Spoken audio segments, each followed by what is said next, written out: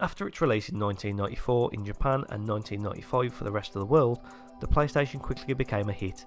It came out at the perfect time, the Sega Saturn was failing and we were a year or so away from Nintendo's leap into 3D games with the N64. In its first year in the West, the PS1 had some pretty big hitters with games like Tekken, Wipeout, Crash Bandicoot, plus many more, with sequels for those games releasing almost yearly. From very early on it was clear that Sony were targeting a completely different audience than their competitors. Watching through old TV ads, it was clear that Sony was targeting a more older demographic than Nintendo or Sega, with games like Resident Evil and Tomb Raider getting airtime alongside their unofficial mascot Crash Bandicoot. PlayStation was almost the perfect console for this generation, as it came out during a massive cultural shift, especially in the States. The late 90s saw the rise of edgy Attitude Guild entertainment, TV shows like South Park, music by the likes of Eminem, and of course the introduction of the Attitude Era in the WWF. So while Sega and Nintendo were still pushing their cute little kids games like Sonic and Mario, the PlayStation was moving with the times, and of course games like Resident Evil and Tony Hawk's Pro Skater would release on other consoles, but you can't deny they are synonymous with Sony's console. It was just the perfect storm for the PlayStation and helped Sony massively in taking a large chunk of the console market